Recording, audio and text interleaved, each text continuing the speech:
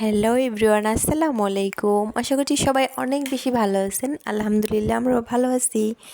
তো আজকে সন্ধ্যা থেকে আমার কিছু খেতে ইচ্ছে করতেছিল, তো কি খাবো সেটা ভাবতেছি, কিন্তু কোনো কিছুই খেতে ইচ্ছে করতেছে না।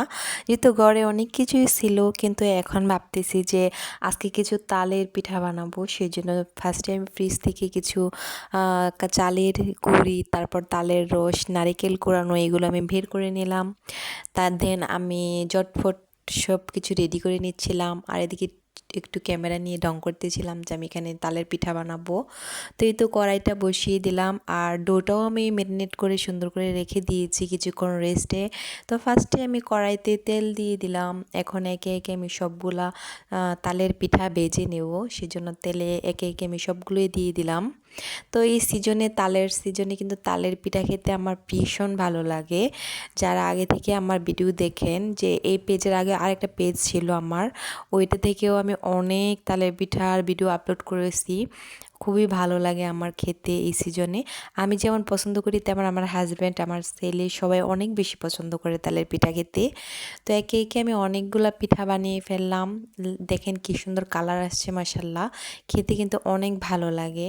এটার মধ্যে আমি অ্যাড করেছি ময়দা, চালের গুঁড়া, তারপর তালের রস, চিনি, নারিকেল কুড়ানো, এগুলো অনেক কিছু অ্যাড করেছি। তারপর এটাকে কিছুক্ষণ মেরিনেট করে রেস্টে রেখে তারপর আমি কড়াইতে তেল দিয়ে এখন পিঠাগুলো একে একে সবগুলো বানিয়ে নিচ্ছি। তো বানাতে বানাতে আমার ইচ্ছা হচ্ছিল যে আমি খাই, কিন্তু খাওয়ার কোনো সুযোগই পাচ্ছিলাম না। তো একে একে সবগুলো আমি বানিয়ে ফেললাম।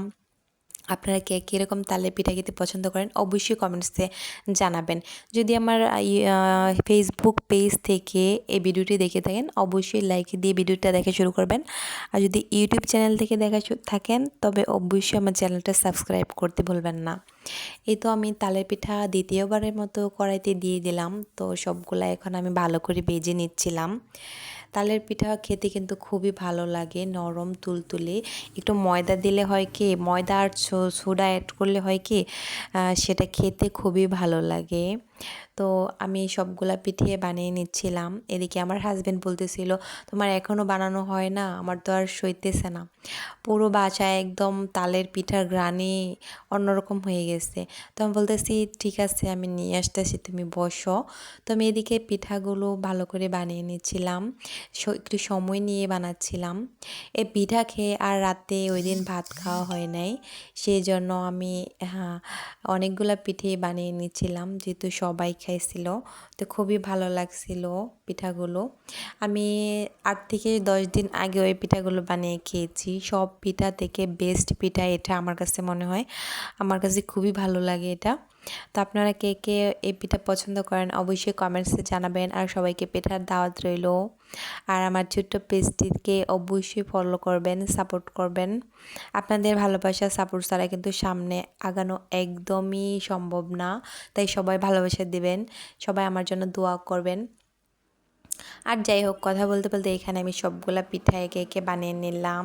তো সবাই ভালো থাকবেন, সুস্থ থাকবেন, দোয়া করবেন আমার জন্য। আল্লাহ হাফেজ।